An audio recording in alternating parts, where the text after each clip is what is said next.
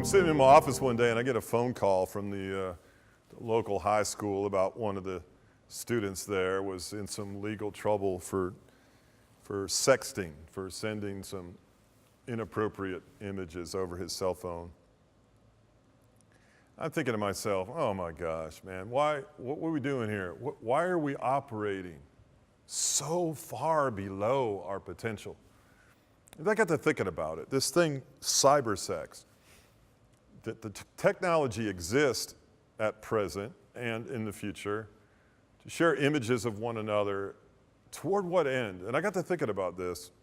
I understand doing goofy things and being young and everything, but there's something deeper going on here that I think we need to take a look at. Cyber sex, using technology and imagery over a cell phone or iPad or something. Think about this now. It is void of any personal connection, any heart, any tenderness, all the things you ladies are looking for. It's not there. It's void of any romance. It's not the act of a chivalrous man or a prince. There's nothing noble about it. It's fairly base.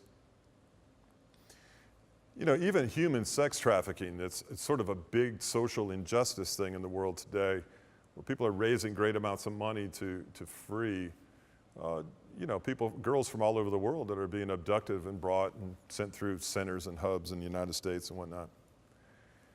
It is so base, it is so primary, and it is so low level that at first glance we kind of chuckle. We think it's interesting and kind of exciting, but in reality, it reveals a very deep hurt to settle for something so low and to peddle yourself like that. I'm not really looking for some sort of guilt reaction. I'm trying to reveal what is really there. When we begin to share images of one another for sport, we've just negated anything special that can happen. We've just gone to a primary, basic immaturity. I think there's a deep hurt in culture. And I think, we make mistakes, right? And there's always redos. You can always redo with God. But what causes us? What's the root cause or the symptom of a culture that shares those kind of images with one another as though it's nothing? It probably is rooted in some sort of fatherlessness or some sort of lack of a father image.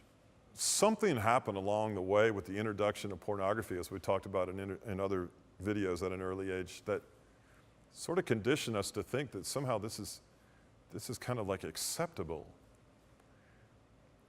And as I said in the intro to this section, we're stepping back to look objectively at something. Does this not strike you as odd that kind of behavior becomes acceptable among young people? Did you do that when you were in 8th, 9th, 10th grade? Do you see the damage that can do to a young woman? The reputation, the labels, the stereotypes, and the stigma that's placed upon someone? Eventually, we begin to live it out. It becomes a self-fulfilling prophecy. I believe heavily in confrontation in love. I believe that we can confront one another in love because we do love one another. I actually think that the absence of confrontation is the absence of evidence of love. So I confront you today. I confront you in love today to take a look at your sexual behavior. Are you bound to someone else? Are there no boundaries that exist? Do different boundaries need to exist? Are you willing to subject yourself to public humiliation? I confront you. Are you thinking less of yourself than you should? Are you not worthy of something higher and more noble? Of course you are.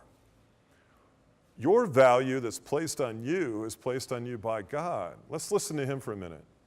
He valued you so much that He shed the blood of His Son on your behalf. That's value. But we're operating in a very base, primary, lust-filled way that says that we're not valuable. We're not worth it. I want to confront you to challenge that. Cyber sex is the most obvious form of a low self-esteem I've ever seen. Let's consider these things and make a change.